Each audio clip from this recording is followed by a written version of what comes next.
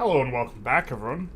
We are going to be doing an update for week 2 of the microcycle 1. Hello and welcome back. Oh no, we are going to be doing an update. Why doesn't it save my mute settings? Anyways, we are going to be going over. This is probably going to be a little bit of a short one. We're going over kind of the week in review of the weight training, what we were doing, the various things we were kind of focused on, and yeah, let's get into it. We also will probably watch some of the video of the lifts. Gonna probably try and do one workout where I publish a video of it once a week. And so we'll take a quick look at the video. Of course, we'll be muted because I have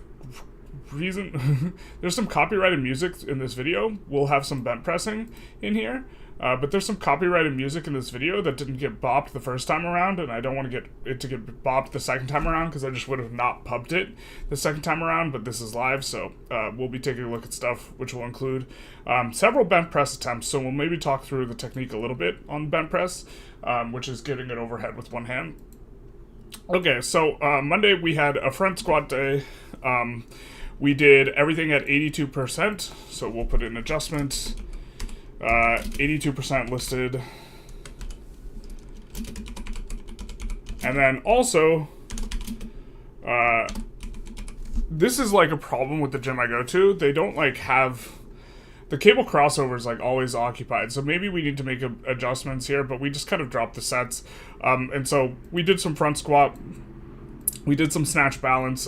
Felt really, really ungodly slow, which kind of feels bad. But it is what it is. Some overhead press, behind the neck jerk, one arm overhead squat.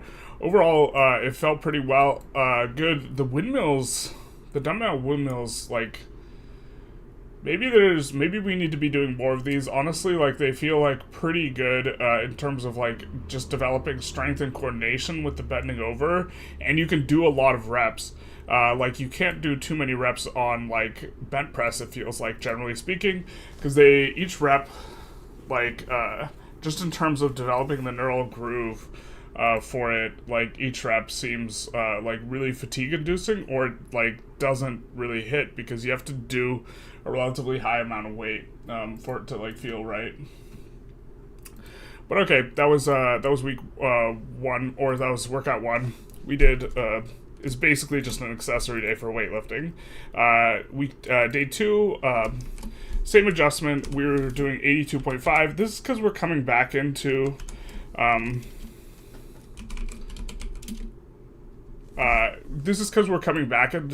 lifting, and so we started off with the first microcycle. We were doing 75% of listed percentages. Now we're doing 82.5% of listed percentages. And then also, ankle was hurting during RDLs. This has kind of been what had kept us out in the first place, so we only did one set of RDLs. And these are single leg RDLs, which is why the left ankle just couldn't hold up to doing them. But we did get one arm snatch. So this is the first time I think we've one arm snatched at all. Or did we get to one arm snatch last week? I think we got to one arm snatch last week. But we got some one arm snatches in. Could show a video of one arm snatches with the rotation. I think we've shown it before, so it's not too big a deal. But yeah, just doing doubles with snatch and clean and jerk. Relatively easy because doing 82% of 73% is 50%, and so it doesn't even feel heavy enough for it to be proper yet, but okay. The one arm snatches are feeling good to get back into, and the ankle was feeling okay, and then we skipped out on the plyo because of the ankle once again. So although we should have done the med ball bench throws, actually we didn't, but that was also yeah. Also, in general, regarding these workouts, it's I'm just a lot more fatigued because of times walking to the gym. It's between 3 and 4 miles. And so that generates some fatigue. And then we have Friday, which is what we ended up doing for the video workout. Here, Sunday, we kind of just phoned in. Let's talk about Sunday first, though, which was yesterday. We did 5 sets of 5 on swings. And then we did 2 sets of the javelin bar press, and then just kind of 1 set of everything else. and the reason for this wasn't because like I was super not feeling it or something like this, although like I wasn't super feeling it either, but because Sunday is going to lead into this week, today, Monday, here, and I didn't want to be too fatigued. I hadn't really done too much of the home workout right before the weightlifting workouts, and so just kind of wanted it to be a little bit easier. There will be on the weightlifting channel some javelin javelin press with the earthquake bar. There will be a short that'll be published at 4 today, but just kind of phoned that in because yeah, the Sunday leading into the Monday phenomenon, I think the last Sunday we just skipped because we had pushed everything back a day, and so here we kind of just did roughly 50% effort, probably a little bit less than 50% effort, doing way fewer sets, and just kind of wanted to grease the groove, get some of the movements in. Did quite a bit of the javelin press though. I think we either did 2 or 3 sets, or we did 2 sets of javelin press, and then we also added 1 set of bent press with the earthquake bar. And this is really, I think, the most critical thing that we wanted to be working on, so that kind of felt okay. We're getting back in the swing of things. Also, we did more than we were supposed to on Friday. We actually did 87% of the listed percentages because my plan was to move up to 87.5, and I just got confused in my head. Instead of doing 82.5 all this week and then microcycle 2, switching into 87.5, which is what we'll be doing this week, I just did 87, so that's fine. And we have deadlifts, and this is what we're going to show the video for. We have deadlifts, deadlift shrugs, seated row with forearm implement, which was new. We did bench shrug, which we'll see. The bench shrug looks really weird. It looks like you're not really doing anything. And then again, the flies were the cable crossover, which is what we wanted to do, was like occupied all throughout the accessory work, and I didn't want to like hang out for like another 10-20 minutes or whatever just for it to get open. So we might have to find some other way to stimulate the pecs other than doing flies, which we want to find a way to stimulate the pecs that doesn't hit the triceps or the shoulders, which is why we have flies in there. But we did a little bit on bent press. We did singles instead of doubles. Kind of wanted to see where I was at, and so that's kind of where this video comes in. So we'll just get into it. So here we're showing off the hand implement. It's 2 inches, 2 1/3 inches, so it's pretty big. And so I mean, it's just you can tell it's big for even our hands, although my hand's not exceptionally huge, and so that'll be one. There we have it paused, where you could pause if you wanted to see the entire workout, but we just went over it, and we're just going to do some bent press singles here. Definitely not used to the form quite so much, or it's been a while. We're alternating left and right. I have a sneaking suspicion that it might be better to just go all left-handed lifts and then all right-handed lifts, and that the recovery is a lot longer overall in terms of the workout, but that the neural warm-up is like better because, like, okay, we're doing like a lift, like the right-handed lift in terms of all what your body's doing is not actually similar in terms of stimulus to what it's doing with the left-handed lift, because everything's reversed, and so all of the muscles that you are using in one way you're not using in the other way, and so I think it's probably better to alternate, but this is faster. Here we have 155, which felt pretty bad. Still not super used to the walkout, just to be clear. This is a walkout we started implementing. We used to just grab the bar in the start position and then walk it out. And this new walkout where we shoulder it and then step into the position. You can see here, shoulder, step, and now we're in the position. This is something that's new, super not used to it, and we super missed the groove multiple times today, which I think is a big cause of our misses. Because our misses were not exceptionally heavy, but you can see here, like kind of misgrooved, but it's light enough that we could just manage. Hold it for a little bit at the end, and then here we have with the left arm 145, which is probably a bigger percentage than 155 is with the right arm. Overall, the workout's a little harder. You could see that like the groove is like kind of being lost here.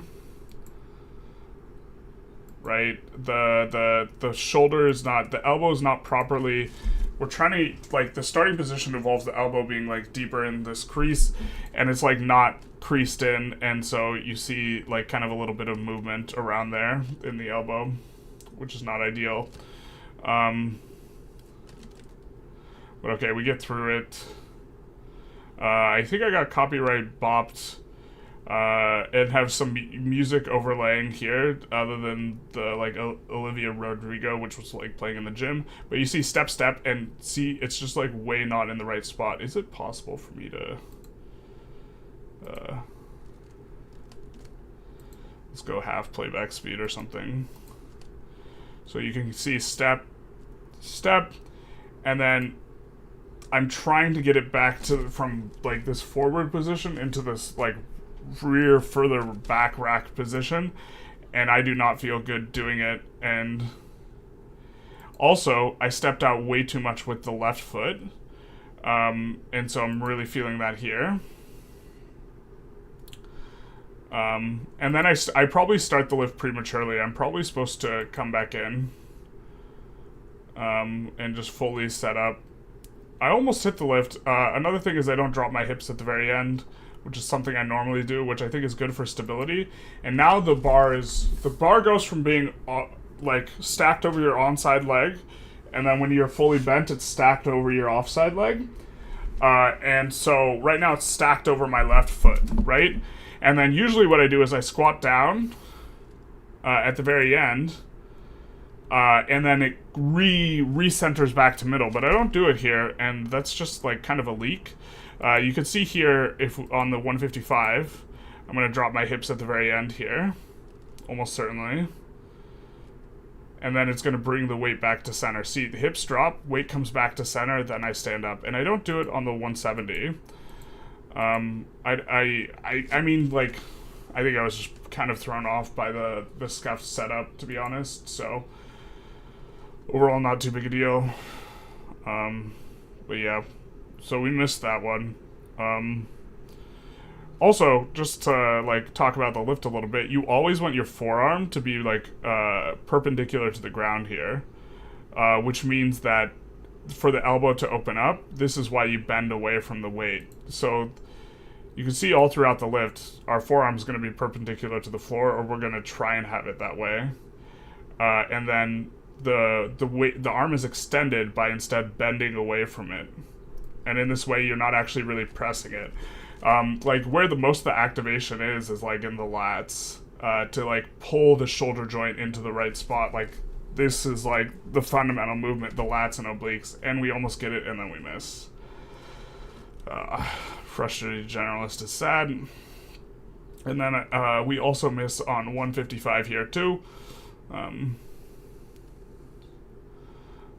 This one was just, like, super misgrooving at the start. Again, the walkout is a little bit rough here. And you see, I think we need to step, and then release the second hand. But, yeah, I try and recover it. Can't. It is what it is. It's 155 pounds with one arm. But, okay. And here, let's look at normal speed. A couple light deadlifts. Don't have the belt. I'm not even sure if my belt fits me right now. I'm pretty chunky. And so we were doing it off a percentage of our beltless PR. Still felt ungodly heavy, though. Like, it's moving pretty fast, but, like, psychologically, we're just not used to... I haven't lifted this much weight since last week. But before last week, the last time I moved over 400 pounds was, like, months ago. And so really, really, like... blasting on the CNS, but the body's, like, completely fine on doing it. It's, like, not even remotely a problem. So okay. And then here we have some shrugs with 335. Not too much to say about these. I think they're probably an accessory I underdo, considering they have translate to both the clean and jerk and the snatch as well. And that's also, like, probably way too light a weight. Or way too few reps. But that's okay. We're getting back into the gym, so we're not looking to push things too much. Here's a 275 for a double on bench. And then you'll get to see the really funky looking bench shrugs that we do. Which is, like, important for working the shoulder. And like, oh my god, I'm so self-conscious when I do these in the gym because it looks like I'm just like goofing off like an idiot. But the idea is you're bringing your shoulder forward and you're just trying to do this, right? But okay, and here's the new implement. We're trying to hook it up while recording, like a good YouTuber, and then couldn't do it. So, but this thing was ungodly hard to grip as well. Like, there's only 60 pounds on this here, and still, yeah, it's like, so like, I don't even know what I single arm row like otherwise, but like 60 was like the max I could grip. Here, let's come back to it. Like 60 was like the max I could grip for that rep range.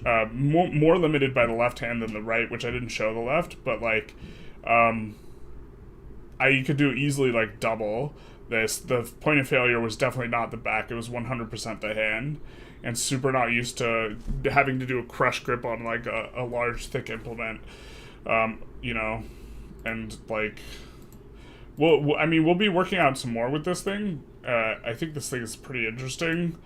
I probably should have had it upstairs here with me today so you guys could take a closer look at it. Here, let's find like a nice little pause frame of it. So, the handle is just absolutely huge though. You can see the handle on the ground off to the right of the normal size handle, and it's like less than half the, or it's, yeah, I think it's actually less than half the diameter. So, but we're hoping that this helps to transition into being more grip strength oriented. The thing is it's not very specific to any barbell work because it's more specific to like something like arm wrestling where the thing you're gripping is actually quite large, the, you know, the other person's hand, and your hand's not closing anywhere near as much as it will with like a barbell, right? It's not going to translate as well to barbell work because barbell work you're gripping with a much more constrained, like, the size of the implement's much smaller, so like, the grip strength you're getting in the range of motion where your hand is way wider is not going to carry over as well to like barbell direct grip work, I think. But you know, I still think it'll help out. We'll see though. But for now, it's like really, really hard, which is I suppose a way to modulate the difficulty of the accessory, right? Where I'm not going to get as worn out on accessories if I have to use this grip implement in terms of my back, right? Because the limiting factor is now my hand. And so that was the workout. We didn't include everything in here. Like if we come back to, this was the entire workout. I didn't have videos of everything. We did the shrugs, showed the seated row, the bench shrug, the flies we skipped, the low bar squats. We did like one set with like the bar, 20%, 80% of 20% of our low bar max is like really low. But we did basically like the bar, I think we did like one set with the bar, which is pretty close to what 80% of 20% is, or not the bar, but like with a 30 with 45 on each side, which is like basically the bar. We did the bench press. We didn't do doubles with the bench press. I kind of hate doing doubles with the bench press. We just did a bunch of singles. We did do the dumbbell windmill. I forgot how much weight I had to use. I wasn't trying to do something that was like too RPE like intensive. And then we did the supinating curls, and instead of a rope tricep push down, we did a straight bar push down because all the ropes were taken. Not too big a deal. But yeah, that was the workout. Anyways, I think no one's chatting. Or are we not even live on the YouTube? RIP. No, we're live. Okay. Yep. But nobody has any questions, it seems like. So I think we're just going to wrap up the stream.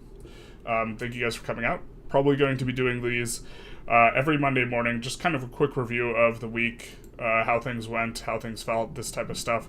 Maybe we'll try and write up reports a little bit better on what's going on, and then probably show off one of the workouts and kind of talk through it a little bit more. I think this is going to be the plan. And also, just getting to look through my own technique is like useful for me because so there's a guy who like bench presses a whole ton, and he grips the outside of his ankle, which I've never seen before, and we're messing around with that. You can see there, we're gripping the outside of our ankle. Definitely not standard for kind of our technique. Super getting used to the walkout.